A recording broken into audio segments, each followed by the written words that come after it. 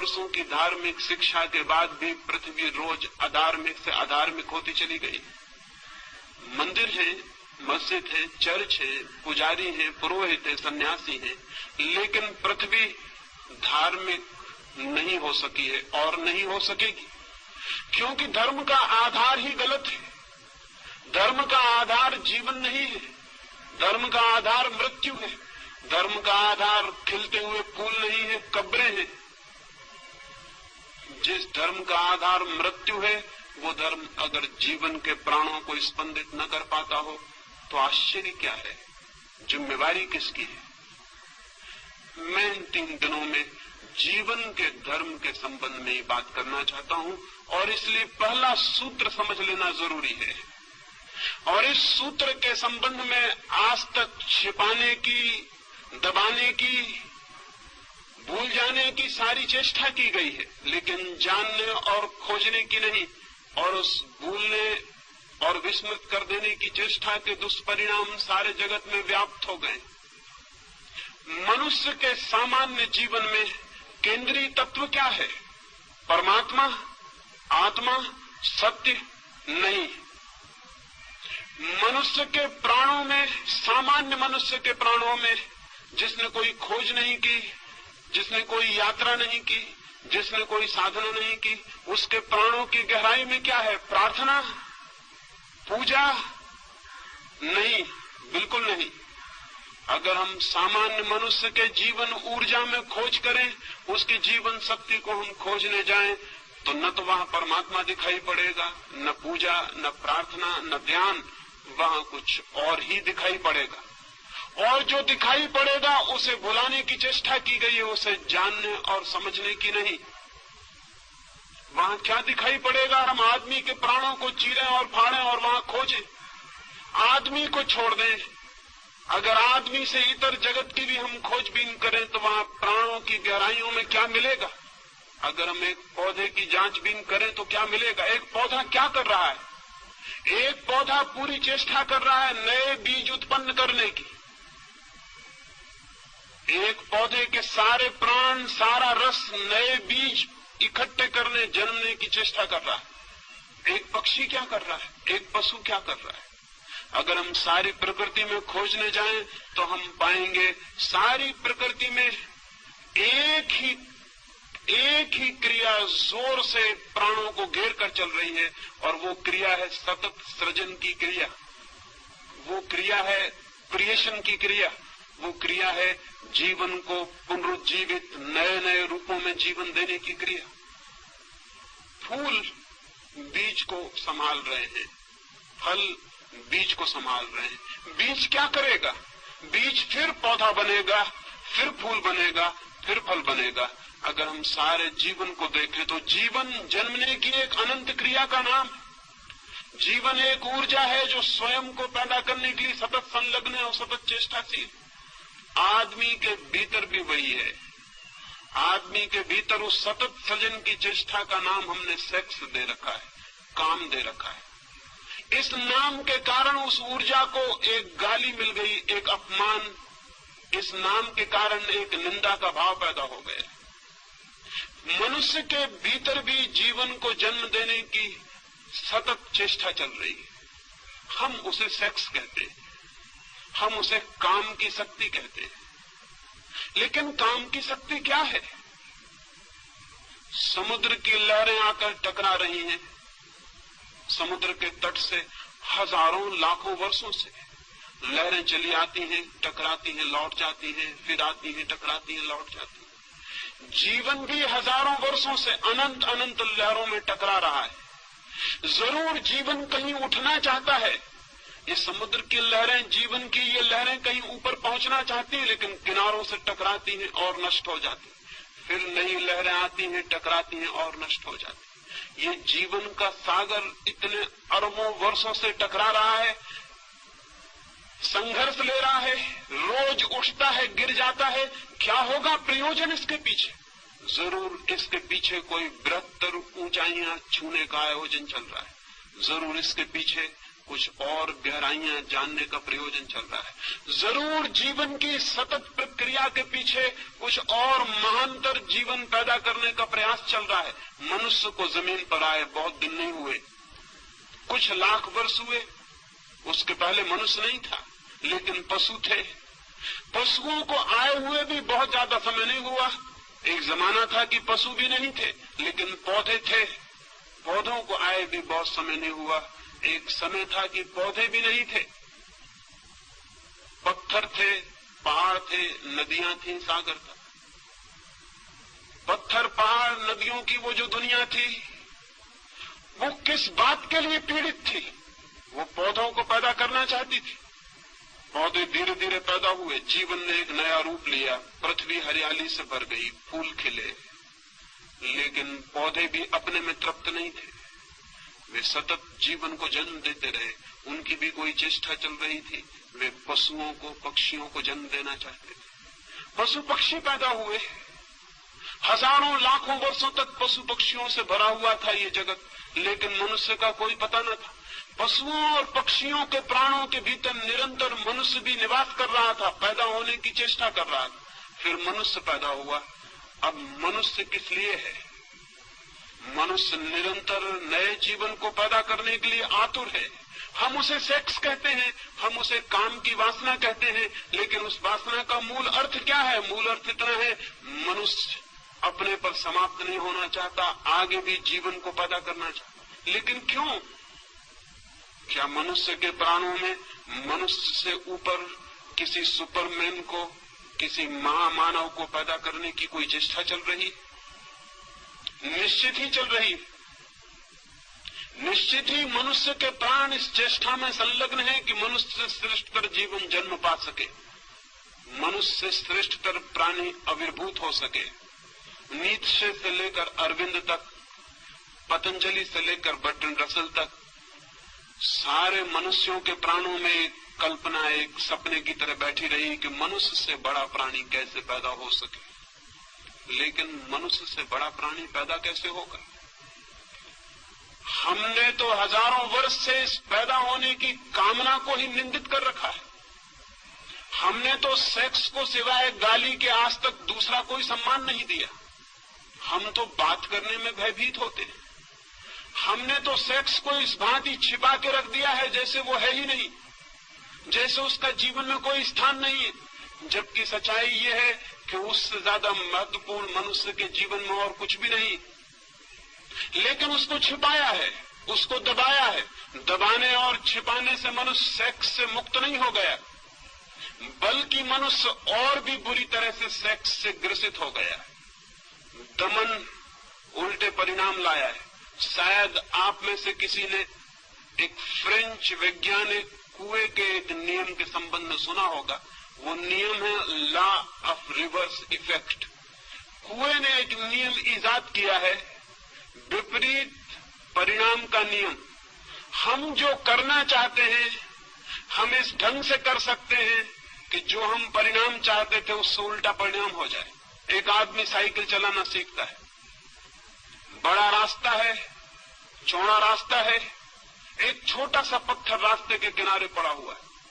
वो साइकिल चलाने वाला घबराता है कि मैं कहीं उस पत्थर से न टकरा जाऊं। अब इतना चौड़ा रास्ता है कि अगर आंख बंद कर भी वो चलाए तो पत्थर से टकराना आसान बात नहीं है।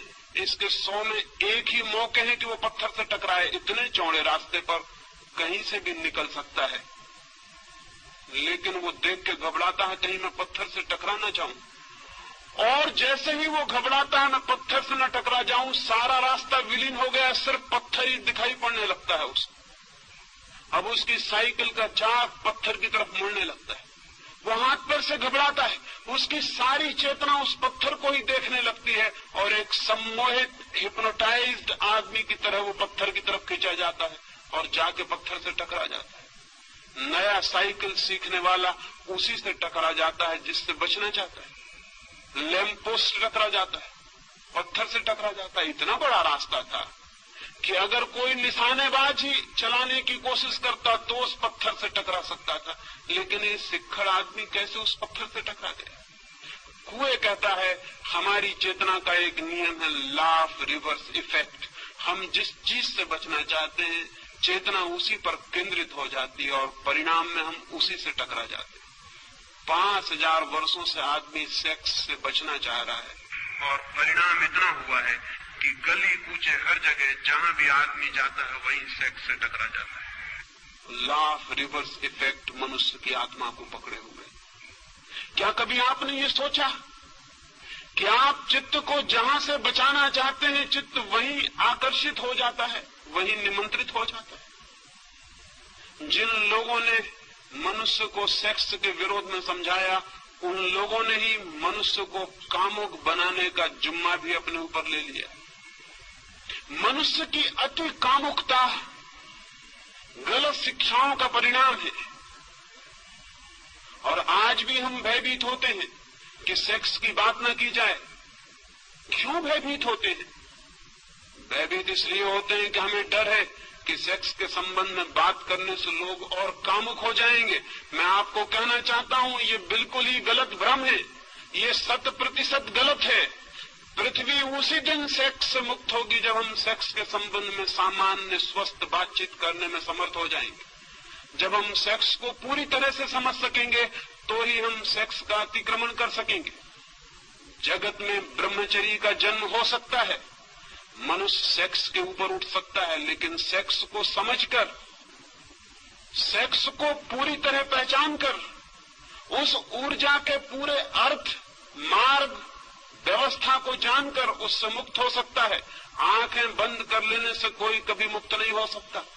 आंखें बंद कर लेने वाले सोचते हो कि आंख बंद कर लेने से शत्रु समाप्त हो गया तो वो पागल है। मरुस्थल में शुतुरमुर्ग भी ऐसा ही सोचता है। दुश्मन हमले करते हैं तो शुतुरमुर्ग रेत में सिर छिपा के खड़ा हो जाता है और सोचता है कि जब दुश्मन मुझे दिखाई नहीं पड़ रहा तो दुश्मन नहीं है।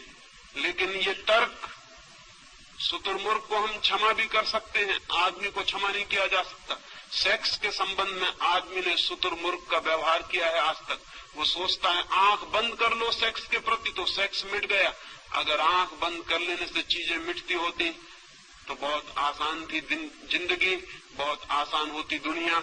आंखें बंद करने से कुछ मिटता नहीं, बल्कि जिस चीज के संबंध में हम आंखें बंद करते हैं, हम प्रमाण देते हैं कि हम उससे भयभीत हो गए हैं, हम डर गए हैं, वो हमसे ज्यादा मजबूत है, उससे हम जीत नहीं सकते, इसलिए हम आंख बंद करते हैं।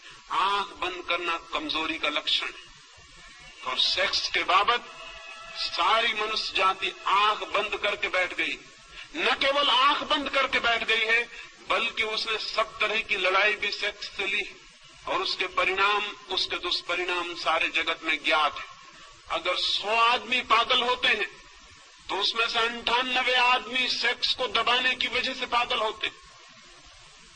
अगर हजारों स्त्रियां हिस्टीरिया से परेशान हैं तो उसमें से 100 में से 99 स्त्रियों के पीछे हिस्टीरिया के, मिर्गी के, बेहोशी के सेक्स की मौजूदगी है, सेक्स का दमन मौजूद है। अगर आदमी इतना बेचैन, अशांत, इतना दुखी और पीड़ित है तो इस पीड़ित होने के पीछे उसने जीवन की एक बड़ी शक्ति को बिना समझे उसकी तरफ पीठ खड़ी कर ली है, उसका कारण। और परिणाम उल्टे आते हैं। अगर हम मनुष्य का साहित्य उठाकर देखें, अगर किसी देवलोक से कभी कोई देवता आए या चंद्रलोक से या मंगल ग्रह से कभी कोई यात्री आए और हमारी किताबें पढ़े, हमारा साहित्य देखे, हमारी कविताएं पढ़े, हमारे चित्र देखे, तो बहुत हैरान हो जाएगा। वो हैरान हो जाएगा ये जानकर कि आदमी का सारा साहित्य सेक्स पर क्यों केंद्रित है, आदमी की सारी कविताएं सेक्सुअल क्यों है, आदमी की सारी कहानियां, सारे उपन्यास सेक्स पर क्यों खड़े हैं, आदमी की हर किताब के ऊपर नंगी औरत की तस्वीर क्यों है, आदमी की हर फिल्म नंगे आदमी की फिल्म क्यों है।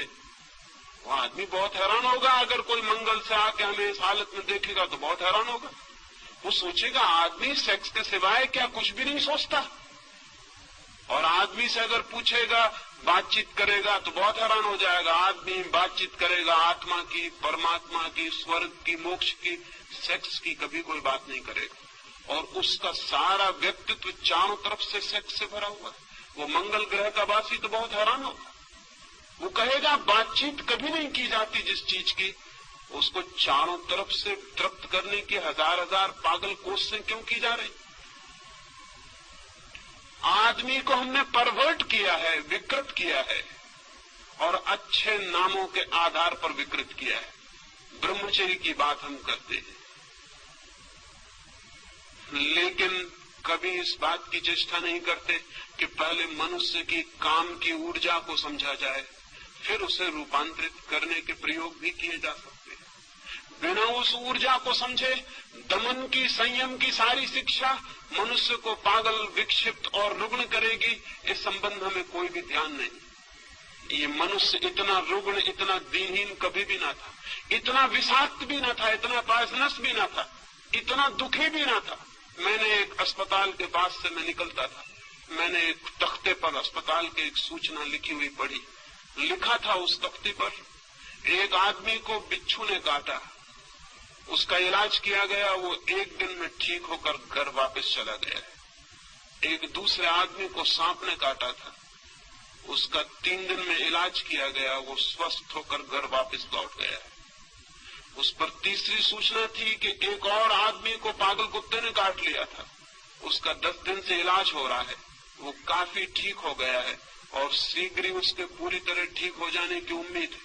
और उस पर एक चौथी सूचना भी थी कि एक आदमी को एक आदमी ने काट लिया था, उसे कई सप्ताह हो गए, वो बेहोश है और उसके ठीक होने की भी कोई उम्मीद नहीं।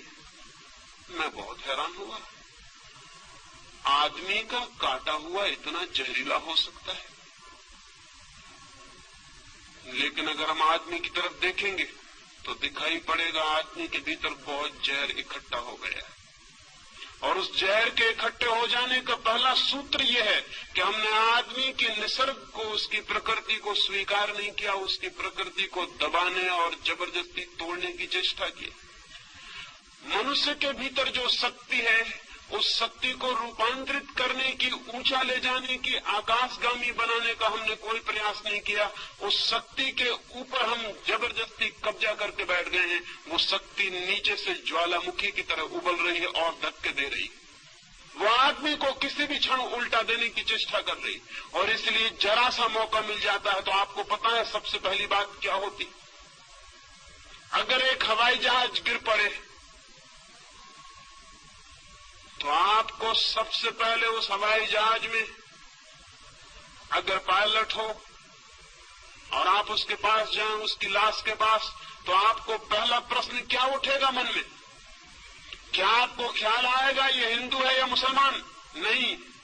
क्या आपको ख्याल आएगा कि भारतीय है कि चीनी? नहीं। आपको पहला ख्याल आएगा ये आदमी है या औरत। पहला प्रश्न आपके मन में उठेगा ये स्त्री है या पुरुष। क्या आपको ख्याल है इस बात का